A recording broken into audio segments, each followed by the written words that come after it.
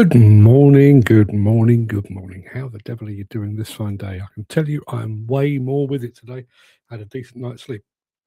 Hold that thought, because sleep is a subject we're going to be talking about a bit later in the show. But good morning, everyone. How are you doing? We made it all the way to Friday, which is good news. I'm less angry today as well, which is good news for everyone, I would say. Kind of interesting feedback, fallout from yesterday's show. Had quite a few phone calls, none of them really in disagreement. A few people said I'd gone a little bit far, but most of them said, "Do you know what? You got a point," which is uh, reassuring, surprising. Yeah, weird. Good morning. Let me go back a smidge, all the way back to 9:27, and Gary Muirhead was here saying good. Oh, he says good morning, happy Friday, everyone. End of a very long and stressful week. Not overly stressful, but bloody tiring. But I got an early night last night, which I'm delighted about. Ken Hatcher is here with all the weather. Speaking of weather, Mick Norton is reporting. He's checking in from a monsoon in Wakefield. Lord, we have light drizzle where I am. Jim Turner's here as well. Good morning, morning, gang, and thank Christ it's Friday. Says Chris. Good morning, Chris. Mark Whiting is in the house. Ken Hatcher says, "Good. I didn't like you yesterday." I didn't like myself much yesterday. Just most of the time that I'm doing this, I'm doing a show. I'm providing a form of entertainment, but I also consider myself to be among friends, and every once in a while to vent to your friends, not a bad thing, I say. Dan Cullen crept in while nobody was looking. Good morning, Dan. And Gary saying, "How's the anger management course going?" Do you know, yesterday worked out quite well. Obviously, I was spitting feathers, as you well know, but the show ended. I had a cup of tea, and my eldest son, who no longer lives here, came in, and he had lunch here and sat around and had a chat. And by the time he'd left, I was feeling way better about the world. So cheers, Ollie. Thank you very much indeed for putting me back on the straight and narrow. We've got another packed show for you today. No great surprise. Is it anything ever less than packed? I don't think it is. Yeah, we're going to be talking about sleep. I'll tell you this again when I get there, but you know I was tired yesterday. I had 2 back-to-back nights of not much sleep. There are things that I do on this show, or more specifically after this show, that I do every single day, and I do them via muscle memory. There are certain buttons I press, there's certain activities that I do, make this happen there, put that over there, and all that kind of thing. I sat here yesterday knowing what I wanted to do and couldn't remember how to do it, purely down to lack of sleep. I want to be talking about that later on in the show. Jim says, yes, spoken like a true Englishman, the medicinal powers of tea. Yeah, cures all ills in my experience. And I like to work with my tea as an illness prevention. If I drink enough tea, then maybe I won't get caught out. Paul with games says, "I'd be down to join game and show some support." Yeah, I've no idea what that's all about. How are we, Dan? I am rested, recuperated, and ready to take up the good fight. So shall we do that? Shall we take up the good fight? I want to roll the intro and post. I'm not going to post today's question of the day. It doesn't even say that on the screen. I don't know why I keep saying that. I'm going to roll the intro and get this show on the road.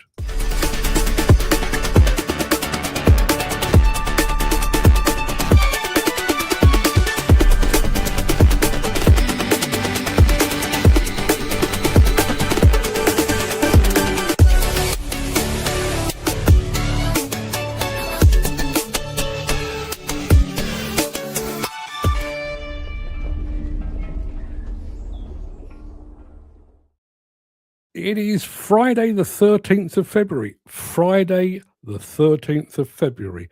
So don't walk under any black cats. Don't let any ladders cross your path. All of that kind of stuff. Be careful out there, people. because I'd hate for any cliches to come true. Welcome to the Breakfast Show. I am your host, Mark Anthony, the Walrus of Demolition, the Lord High Chancellor of live streaming. I should probably have a thing on the screen here, shouldn't I? Where does that live? Where does that live? Lives there. There we are.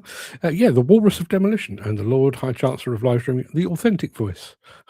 The authentic voice of the global demolition industry. In today's show, a testing time for John Deere. Caterpillar puts power to the ground. Komatsu excavators get even smarter, if such a thing is possible.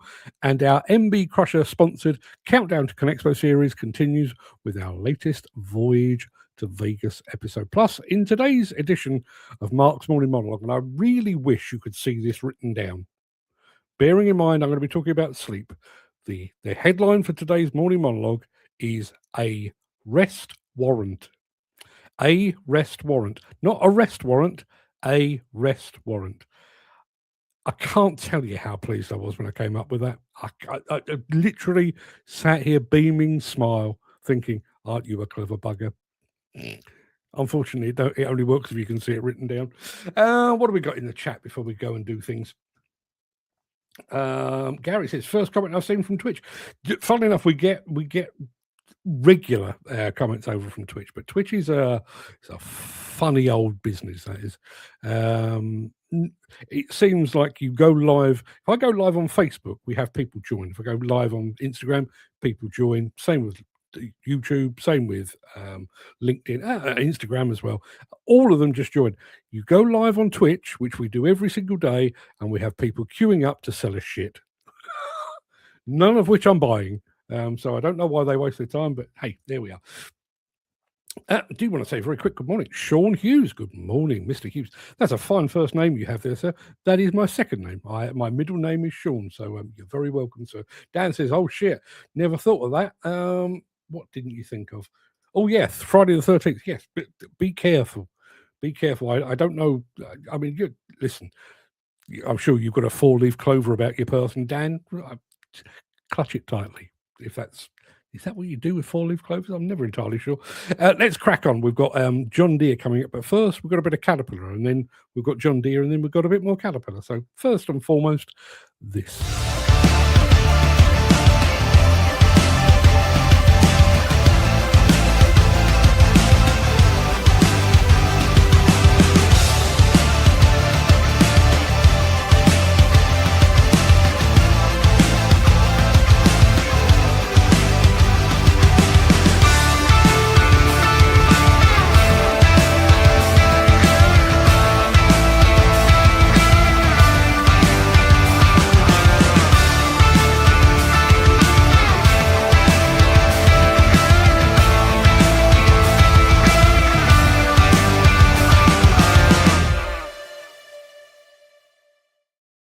I know the evidence sometimes suggests otherwise, but equipment manufacturers don't just build a machine and just throw it out there and hope for the best. Fair degree of testing goes on before they release their equipment into the wild. And this is John Deere doing precisely that.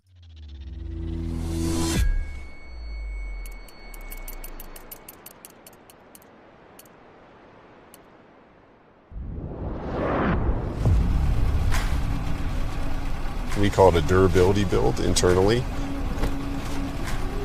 What we're doing out here is we're taking the first steps in what's going to be a very important journey for John Deere.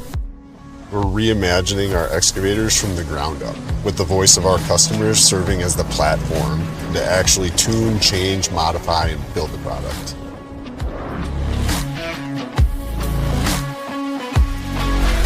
There's been anticipation in the market because everybody knows that Deere is producing their own machine. The first time I saw this machine on my job site, I felt very privileged. It's excited to have John Deere's newest machine to work with.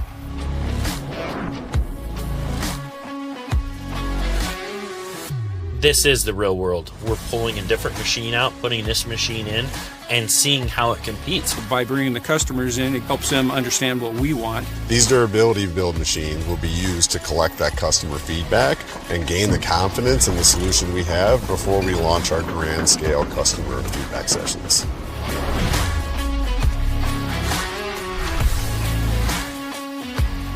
What we're preparing for out here is the largest prototype test in John Deere's history. You have to be able to solve the problems of your customer. The company that can interface with the customers the most and do it for them, build it for them to fit their environment and their needs, that's the one that's going to win.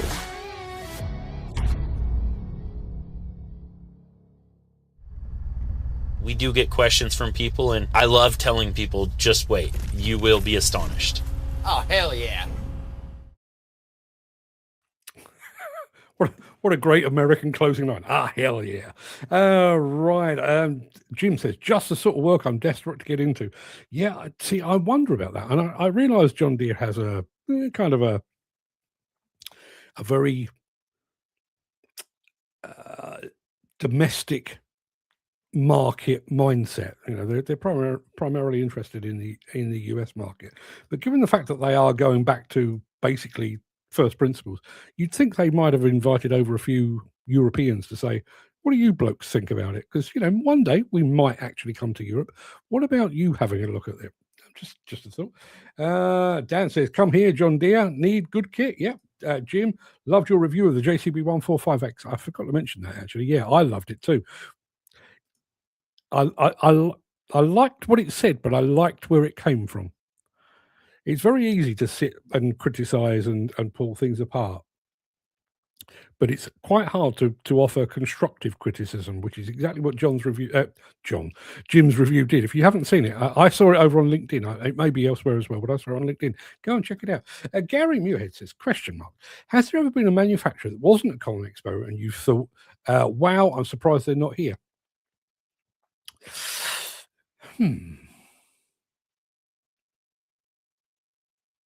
Not as such. The year of COVID, we arrived, and I can't remember. There's like an outdoor area. Let me think. I'm going to describe it to you. You walk past Zoomline on your right, Liebherr and Kobelco are on your left, then Caterpillar is up on the right, and right at the very end of that aisle is the Volvo stand. It's quite big. It's one of the bigger outdoor areas. And at the last minute, over fear of COVID, they decided not to attend. So all their equipment was there, the stand was there, all of the signage was there, but they weren't. That was a weird one.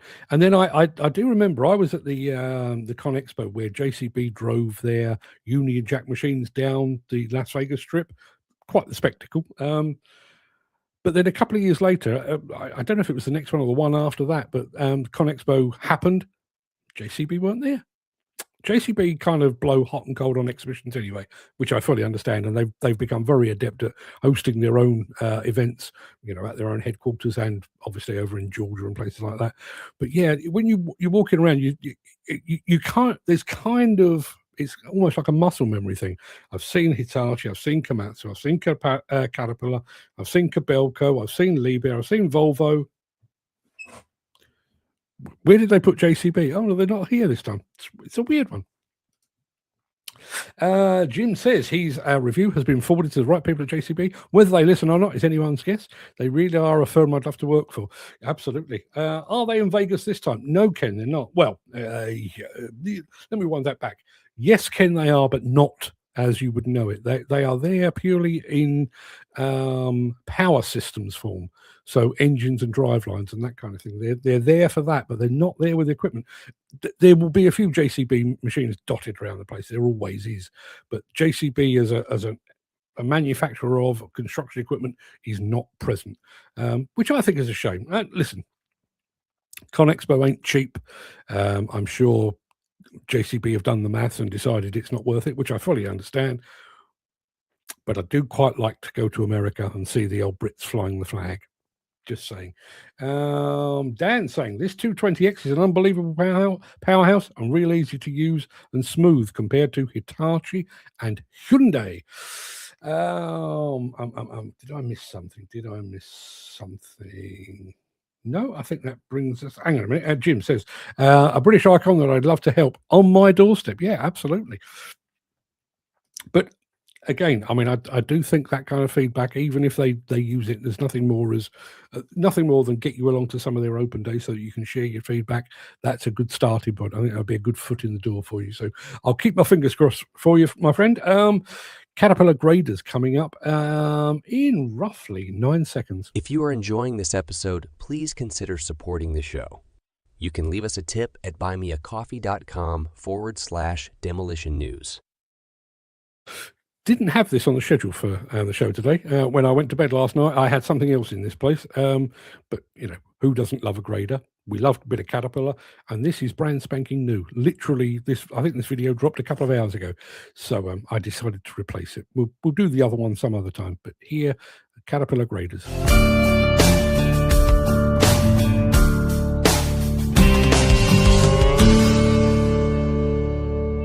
So today we have with us Ethan Tevis, who is CAT Motor Grader Integration Engineer. And what we want to talk about is our power strategy on next-gen graders. It started with our 120 next-gen, and it's something we're going to continue with the 140, 150, 160 next-gen machines. Ethan, this power strategy is called constant net horsepower. And how does this differ on the next-generation machines than on our previous machines? Hey, Eric, thanks. Yeah, that's a great question. Let's start a little bit with some background. Our machines, we have our gross engine power, and then, of course, machines have losses, right? So you have powertrain losses, you have alternator losses, all these things, and fan losses.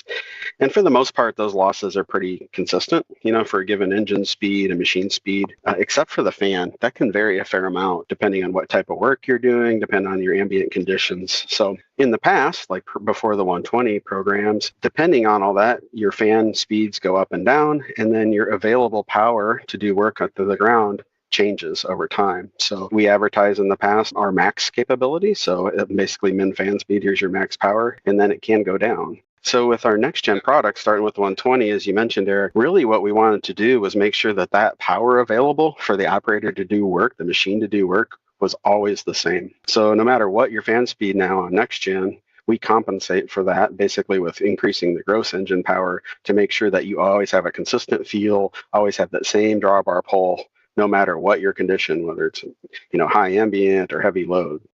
That was the concept, and it really comes to fruition. Now you don't have to worry about if you're working in high ambience, et cetera. You know what you're going to get as an operator in that certain gear and machine speed and application.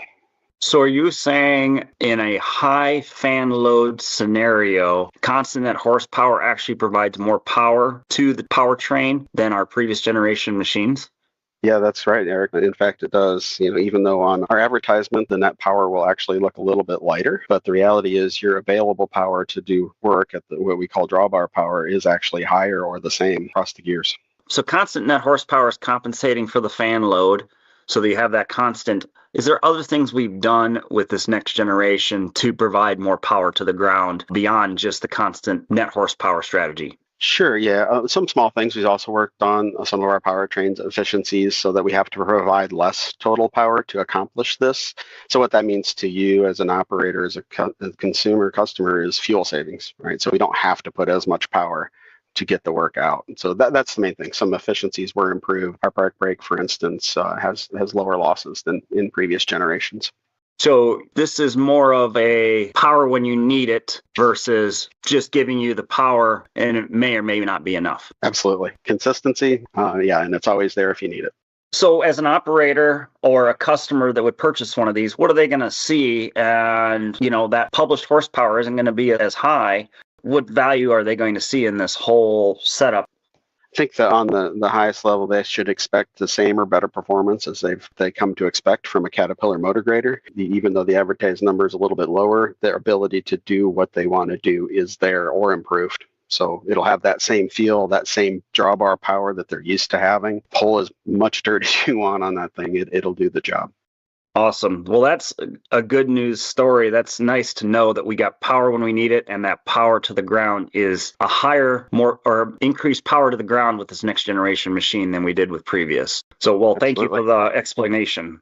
Thank you, Eric. Have a good one.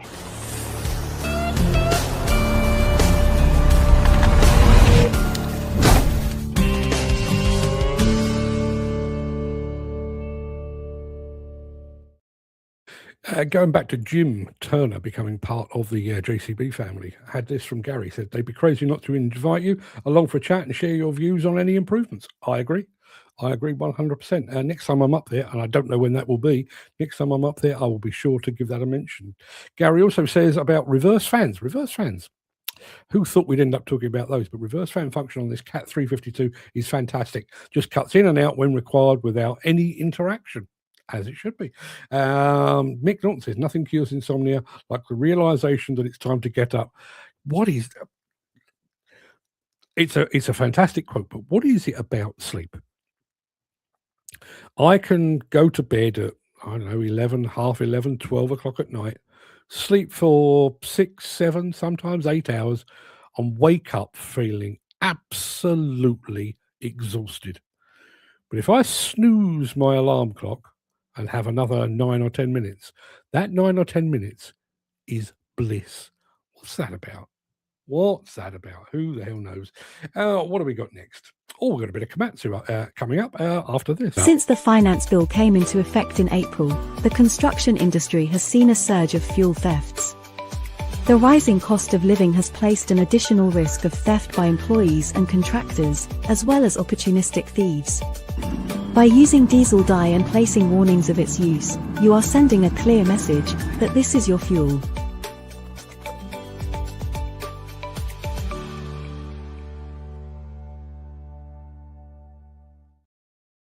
Thanks to their intelligent machine control system, Komatsu excavators are already pretty damn smart, but apparently they've been back to school and they've got even smarter. Hi, my name's Daryl Binion, and I am a manager of digital product training in Cartersville, Georgia. I want to walk around the PC220 LCI-12, a new excavator coming up with Komatsu that just got released, and I want to show you a few of my favorite things about it. We're going to walk up here to the cab, and the first thing I'd like to point out is 2 monitors inside the PC220 LCI-12. We have an 8-inch base monitor where you can create operator ID settings. Basically, the nice thing I like about this is that each operator can tailor fit their IMC 3.0 settings to exactly the way they want, and everyone can keep that separate from each other instead of overriding each other's settings on a day-to-day basis. Moving on from that, on the work equipment, new to IMC 3.0, we have a couple of sensors that we've added to that. Basically, these sensors allow us to not only auto boom up, but auto boom down, so that whenever we're doing automatics and semi-automatic mode, it's a truly one-handed operation whenever we want to get that to design grade using automatics. Lastly, I want to focus on the swing circle. We've added a sensor in the swing circle that establishes the difference in angle between the upper structure and the undercarriage. What this is going to allow us to do in the future is that whenever we release some software features coming up to date, swing to line and travel to line, helping automate some of those complex maneuvers for utility operators whenever they're trying to line up on the ditch and travel along the line, going to automate some of those functions for them.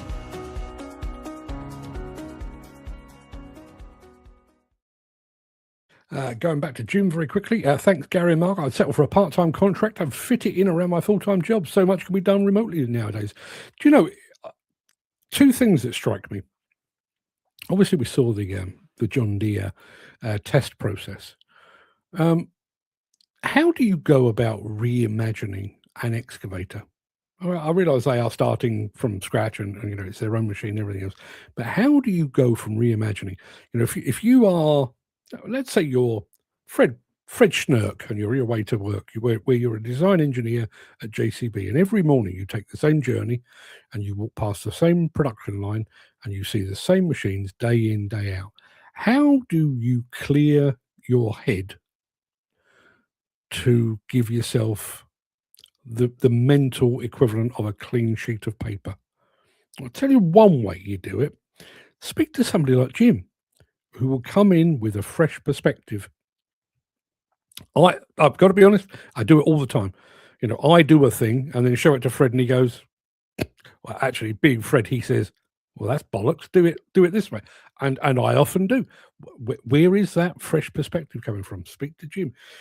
In this on this day in the year of our Lord, no, on this day in 2 weeks' time, I won't be here. I will be up in Leeds, assuming that yesterday's outburst hasn't got me banned.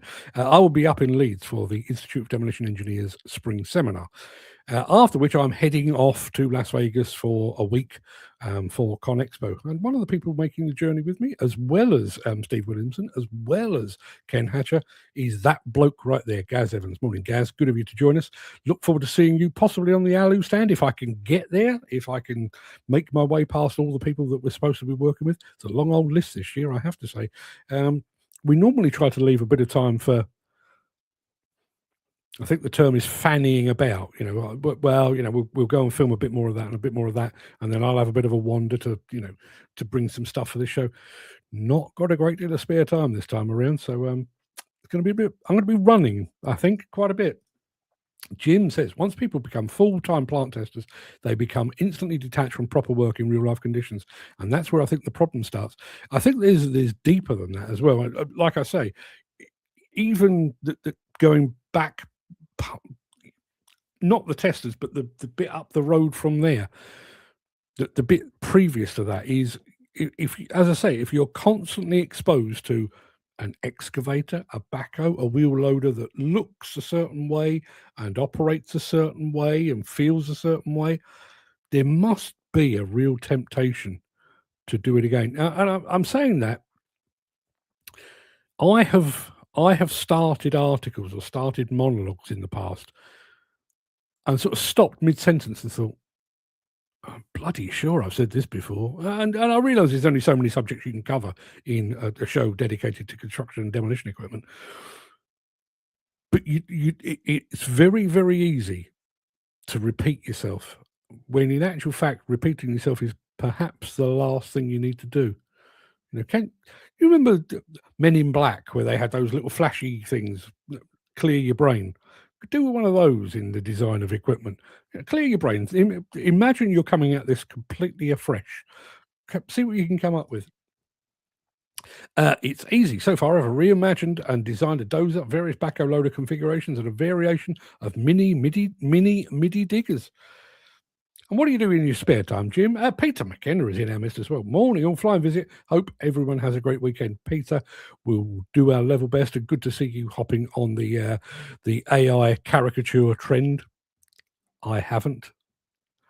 There's one thing I can't bear. It's a fucking trend. Let's all do exactly the same thing at exactly the same time.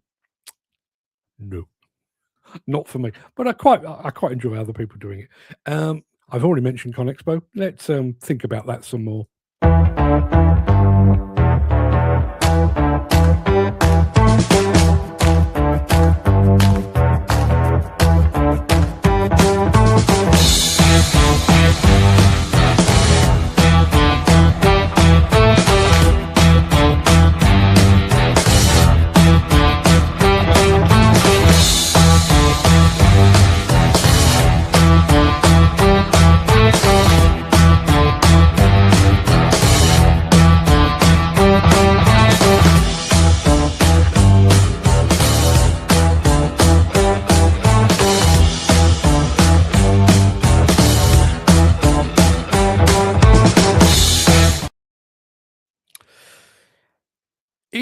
I've just said in 2 weeks' time, I will be getting ready to jump on a plane to go to Con Expo, which means that in 3 weeks' time, it'll almost all be over. Yeah, but we've got this to look forward to. For 1 week only, the construction industry takes over Las Vegas. This is where the construction industry comes together to see what's next and what's ready right now. It's where decisions are made, equipment and tools are compared, technology is tested, and real questions get real answers. Because when every major brand is in one place, you don't have to guess. You know. Inside, outside, and everywhere in between, no roof can hold a show this big. This is Con Expo Con Ag, and it's almost here. If you haven't already, secure your ticket now.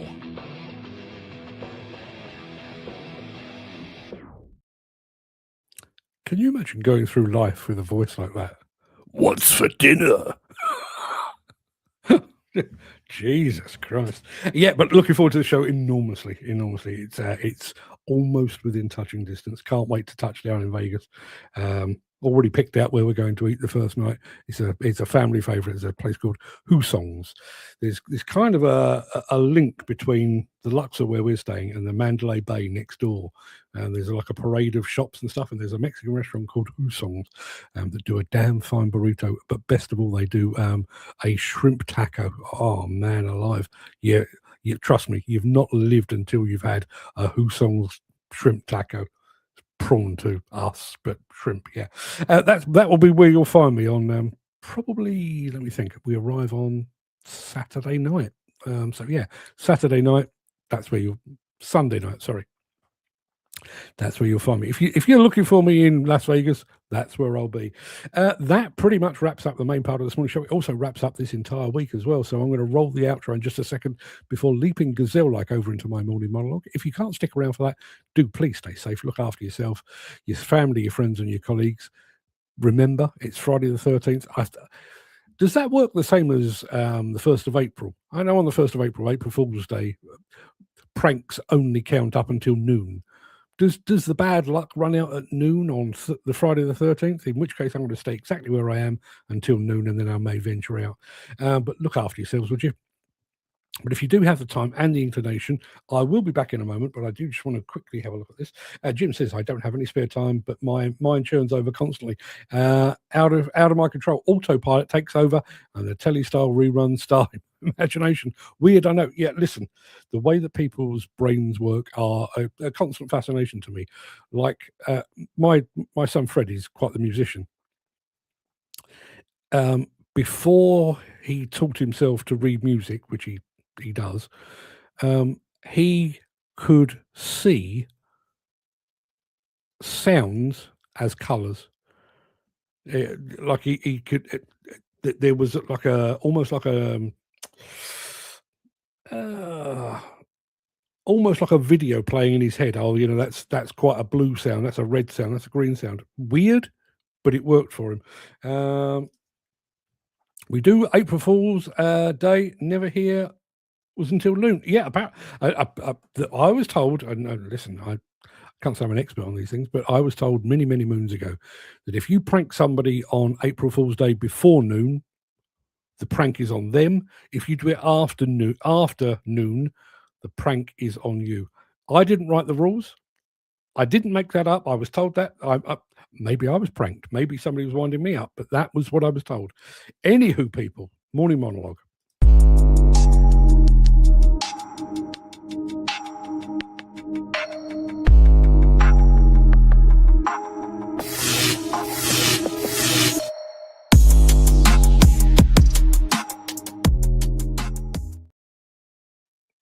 At this very moment, the teams that will compete in the 2026...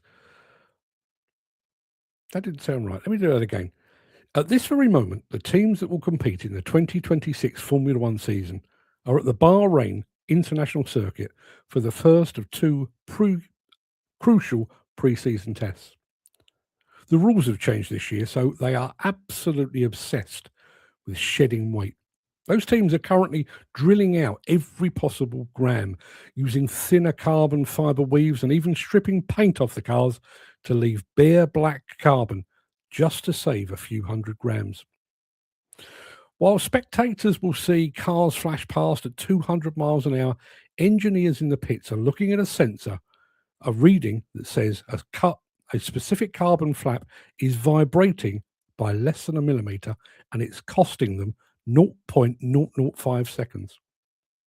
In a sport where the top 10 is often separated by less than half a second, those tiny changes could be the difference between a podium finish and coming nowhere. And here in the world of demolition and construction, we are equally obsessed with marginal gains. Equipment manufacturers will spend millions of pounds in R&D chasing that elusive 3% increase in hydraulic flow or a 5% reduction in fuel consumption. They refine the geometry of a bucket. The kinematics of a boom, or boost slew speed just to gain that little bit more productivity. And equipment owners follow suit.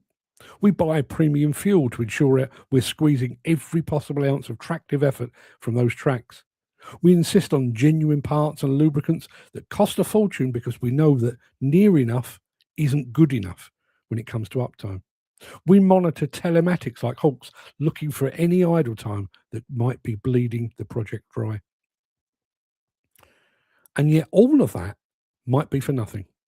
All those productivity gains made by the manufacturer could be lost for one ridiculously simple reason. The machine operator didn't get enough sleep. We all know operators who leave the house at 4 a.m. and don't get home until 8 p.m. By the time they've had a bite to eat, had a chat with the wife and watched a bit of TV to wind down, they may have been awake for 18, 19 hours. And science tells us that 17 to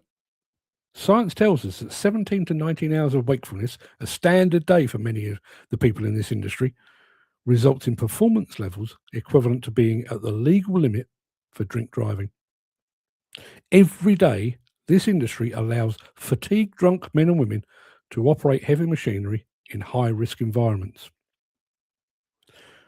Let's look at the cold, hard numbers. A sleep-deprived brain experiences a 20 to 30% drop in cognitive speed.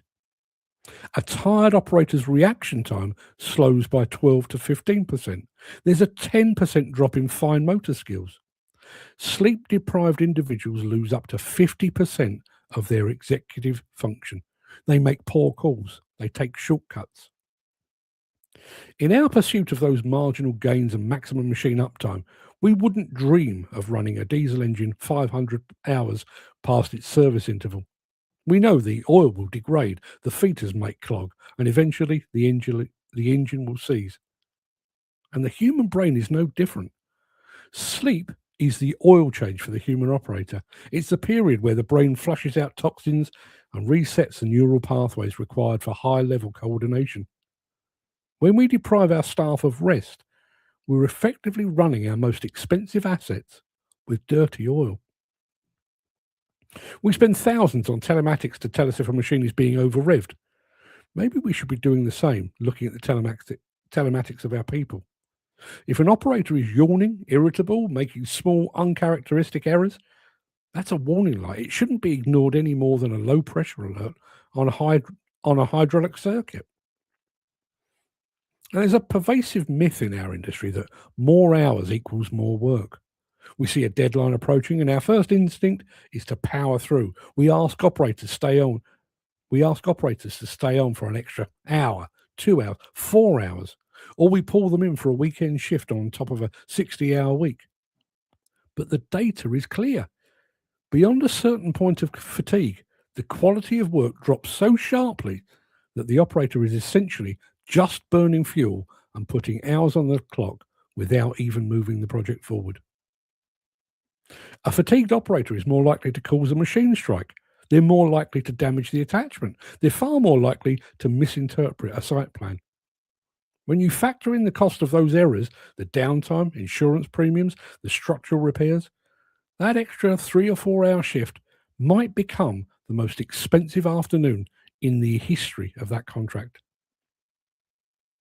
The great irony of the construction industry is that we often work longer hours to get more done, only to find that the output per hour drops so significantly we would have been better off going home. A well-rested operator can move more material in 6 hours than a fatigued operator can move in 10. The fatigued operator will have more rework, more dead time, and a significantly higher risk of an incident. If you're paying for premium fuel and top-tier equipment to save seconds on a cycle, but your operator is losing minutes because they're too tired to think, you're pissing money up the wall. It's time we stop viewing sleep as a luxury or a sign of weakness. In the professional demolition and construction sector, rest is a technical requirement. It's a safety specification. It's as vital as the ROPS on the cab or the hard hat on the ground worker's head. We need to treat fatigue management with the same rigor we treat asbestos surveys and structural engineers' reports. It's about more than not just falling asleep at the levers. It's about being sharp enough to spot a hazard before it becomes a headline. In short, you could buy the best equipment available. You could invest in expensive parts, fuel, and lubricants to extract maximum performance from your fleet. Or alternatively, you could just give your operators time to rest and recuperate. I've got a bit more to say on that. Before I do, how much sleep did you guys have last night? Just type a number in the chat. Love to get a take on that. Last night, I reckon I had 7.5 hours, give or take. The night before that, I reckon 3. The night before that, maybe 4. So I didn't put it in that article, but if you're operating on 19 hours of wakefulness, particularly if you're doing it on a consistent basis, it's like going to work with 3 pints of lager sloshing about in your system. And we talk about that quite regularly here, about somebody turning up smelling of booze. You don't smell of lack of sleep, and yet the effect could well be the same. Adelaide Plant Recovery just joined us over on Instagram. Good morning to you. Tommy Gunn has joined us over there as well. Harry Ling has joined us. I wonder if it's that Harry Ling. I wonder. Good morning, everyone, over on Instagram. What we got here? Dan says, I usually have 4 to 6 hours a night. 4? Not enough. I mean, 6 is pushing it, but 4 is not enough. Dan, I know you're very vocal in your concern over booze and stuff. You're potentially doing the same. Jim says, I have around 4 or 5 hours a night. That's normal for me.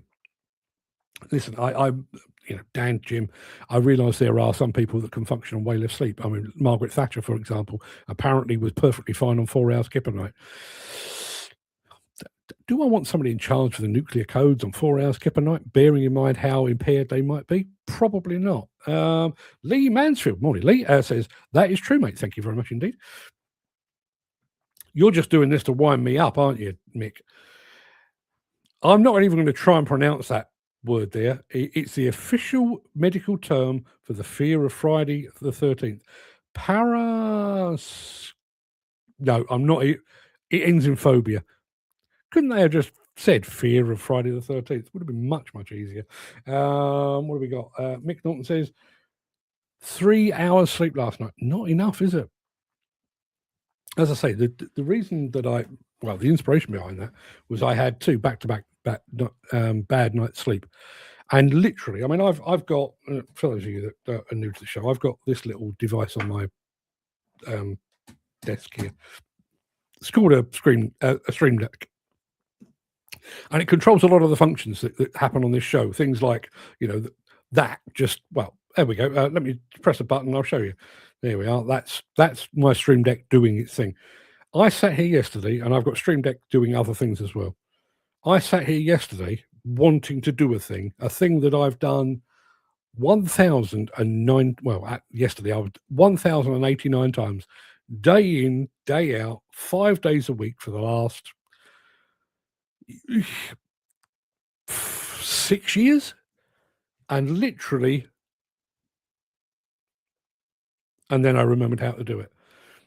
That doesn't matter. That cost me a second, and I figured it out, and I pressed the right button, and the right thing happened. What would a second cost you in a demolition environment? Your life, the life of one of your workers, your fellow workers. What would it cost you in a trenching environment where you're working alongside other people, other machines? You're loading a dumper and you lose it. You just go off somewhere else for a full second, maybe while you're slewing. What is that second on a 20-ton excavator? 10-foot swing? 10 foot's enough to take somebody's head off. 10 foot's enough to stove in the cab of an ADT. That's all it takes. Jim says, I can fall asleep anywhere, anytime. If there's nothing happening, I can drop into standby mode. I'd need to tell you this. This is Probably says more about me than it should, but one of the most remarkable things I think I've ever seen. Used to go up to Aveley Barford up in Grantham in Lincolnshire on a regular basis. I was doing their PR at the time. And I went up there once with a mate of mine, and we were due to be there at 9:30, or 9 o'clock rather, and we arrived at about 9:15. Not quite enough time to pop into town and grab a cup of tea or a cup of coffee. So I just parked up, and my mate Jack said, "I'm going to have 10 minutes sleep." And I said, "Well, you're going to set an alarm or something?" He said, No, I'll be all right. So I sat there basically on my phone, and he went to sleep. And 10 minutes on the dot, his eyes opened. He went, "Okay, should we go and do it then?" Something in his noggin said 10 minutes, that'll do you. And yet sometimes I'll get up, I'll make myself a cup of coffee, make my wife a cup of coffee, get the show ready, and then I go up and have a shower. Sometimes before I jump in the shower, I lay in bed, lay there chatting to the missus, shut my eyes, and I am terrified that I will nod off and miss the show entirely. But Jack, I need 10 minutes sleep. 10 minutes, exactly what he got. Amazing. Dan says, if I get more than 5 hours sleep, I'm fucked all the next day. More sleep makes me short-tempered. Well, listen, I also think you build up a resistance in this industry, don't you? I mean, I'm at the point now where I don't need an alarm clock. You know, I will, not for Vegas because my world will be turned upside down with jet lag and timelines and stuff. But when we go on our cruise in August this year, regardless of what we did the night before, regardless of how many miles I clocked up walking around some far-flung location the day before, 7 o'clock in the morning, I will be wide awake. Guaranteed. There is no missing. Symmetry Machinery just joined us over on Instagram. What does Symmetry Machinery do, I wonder? May need to go and check. I never sleep during the day on breaks or anything. If I've had 6 to 7 hours sleep, I couldn't function as good as with 4 to 5 hours. Interesting. Well, listen, Sandra Gray-Lou. This sounds a lot like a scam incoming, but listen, we'll roll with it. This year we'll make so much money you wouldn't believe your eyes. Okay. Good luck with that. I used to drive for 12 to 14 hours straight. I remember when we were talking about this before, Steve Williamson was talking about leaving home about 5:30, and he was getting home at one point. He was getting home at 11 o'clock at night. So, I mean, that's one of the things that I used to suffer with when I was doing a lot of miles back on my contract journal days, is I found driving quite hard to switch off. Quite hard to switch off. Like if I'd driven, particularly if I drove, for a couple of hours, 2, 3, 4 hours to get back from Manchester or Birmingham or whatever it might be, came home, had something to eat and went to bed, my brain just couldn't shut off. I was still pressing pedals and avoiding traffic. So I used to find that really hard. Is she a footy woman? Well, she may well be. She may well be. Lee Mansfield says, I'll put this on my group and page on Facebook now, mate. Thank you very much indeed for that, Lee. Listen, you're welcome to do that. Anyone is welcome to do that. Put it out as far as the eye can see. I mean, listen, a lot of what we talk about on this show is, I think the technical term for it is bollocks. But there are certain things, and I think sleep is one of them. I was reading a thing yesterday. I haven't got round to fully researching it to the point where I can write about it. But one of the other things is there's a real big drive at the moment in health circles where they're talking about whole body vibration. I'm very familiar with HAVS, hand-arm vibration syndrome, vibration white finger, Raynaud's disease, as they call it. I'm very familiar with that. People using power tools for extended periods, and I'm very aware of the cause, the effect. I'm aware of the systems they've put in place. You're supposed to limit the hours that you're using power tools. They put suspension systems on them, so you're getting less of that vibration through. But the bit that I was completely and blissfully unaware of was whole body vibration, which apparently is a big deal. And you think about you guys, not me. I'm sat here in a nice floaty chair in a nice comfy office with the heating on. I'm absolutely dandy. But you guys, you are experiencing whole body vibration all the time. Probably on your journey to work, although rather less. But you think about your machine. You've got the vibration from tracking, you've got the vibration from the actual activity of moving the machine and dumping and stuff like that. But you've also got that constant kind of thrum of a diesel engine just under your backside. You are experiencing whole body vibration. And apparently, as I say, I've not read up enough about it, but apparently it is a cause for some very serious concern. The point I'm making is, we do talk about a lot of stuff that is tosh and, amusing or interesting, whatever it might be. But there are some things that we talk about on this show that do need genuinely to be addressed. Whole body vibration is probably one of them, but sleep. I know we've done this about sleep before, prompted by a guy I met at Caterpillar over in Malaga, who is working on fatigue monitoring in cabs. And that's for mining. I think they've got a lot of money, but it's also quite a repetitive job. But what about the people that are doing your job? If you're on a trenching job, that's kind of as repetitive as doing the same haul road. Same thing time and time again. As an aside, have you ever done a car journey that is so familiar to you that you get there and think, how did I do that? I used to live in a town called Carshalton, and the next town along was where I worked, Wallington. I think my journey to work was about 2.5 miles. I used to drive it every day. And on more than one occasion, I pulled up, reversed into a parking space, turned the car off, got out of the car and thought, I remember nothing of that journey. I don't remember whether the lights that I drove through were red, yellow, green. I don't remember cars. I don't remember pedestrians. I did it entirely on autopilot.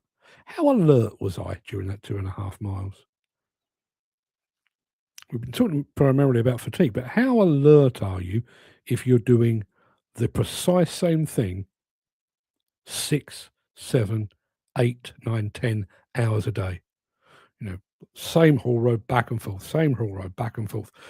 Dig, dump, dig, dump, dig, dump. How keyed in are you at that point? No rest for me this weekend. Been asked to work the weekend, so won't be home till next Friday. See? How much rest do you get, Gary? Just asking. Just asking. I know what I'm like. Particularly when I'm traveling on my own, if I find myself in an Airbnb or a B&B or a hotel or whatever it might be, I tend to eat earlier than I normally do at home, read a bit, and then I'm asleep by 8:30 because I'm bored. But I know some people that it has the opposite effect. It's like, oh, well, I'm not doing anything. I'll go and have a look around. I'll pop into a pub. I'll have a couple of pints. I'll watch the football late at night. Maybe I'll watch the highlights show after that. And all of a sudden it's 1 o'clock in the morning. You've got to be up at 5 or whatever. Be interested to know. Plant and tractor operators mistakes pages. I've just done it, mate. Thank you very much indeed. That's the thing, is it? Plant and tractor operators mistakes page. Yes, it's that thing, isn't it?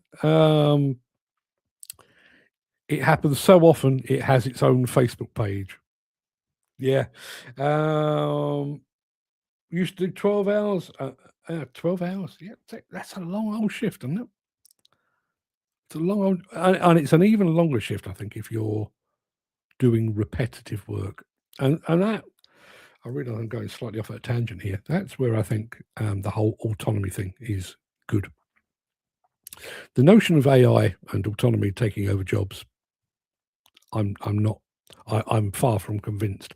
But look at what I do, right? So I wrote today's morning monologue. Every word, every comma, every full stop, I wrote it. But before I came on this morning, I punched it through an AI and said, make sure I've spelt that right, would you? And it came back and went, oh, we found a couple of errors. That comma should be a semicolon or whatever it might be. Not that it makes a blind bit of difference when I'm reading it out, but I wonder if that is the future of autonomy, to take out that repetitive, soul-destroying, potentially sleep-inducing work that is kind of a large part of this industry. Rather than trying to autonomously create a highway from John O'Groats to Land's End, problematic. I need a trench dug from here to 100 meters in that direction. It needs to be this wide, this deep, flat bottomed, square sided. Go. I can see that. I can certainly see that.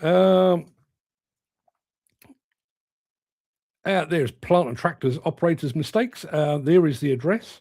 I don't know if you can copy that, but it's there. Can you please join this new group of mine, folks? It will be a good group. Okay. Well, listen, I'll go and have a look at that in a moment.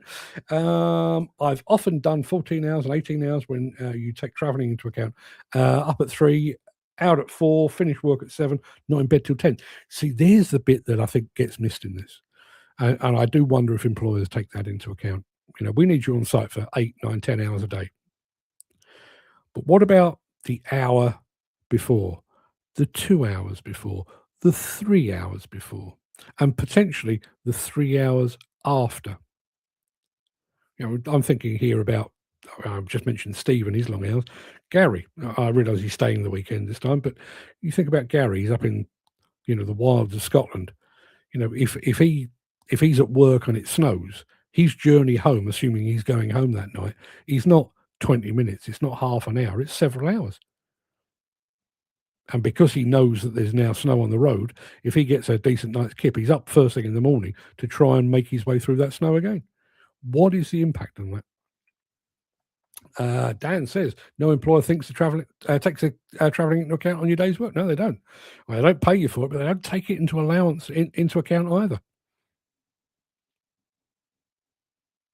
And again, we've talked about this with things like drugs and alcohol. We have a situation or a system in this country where if there is an accident, we don't bother. I can't think of a better way of saying it. We don't bother to check whether alcohol or drugs were in any way responsible. Do we check for sleep? Bet we don't. Somebody, there's a RIDDOR report goes in. So and so slewed round, clouted something or whatever it might be, and something went tits up. Do they ask that operator that was driving, how much sleep did you get last night? Bet they don't. At least I won't have to buy a Valentine's card or present not being home this weekend. You volunteered for this, didn't you? You jammy bugger.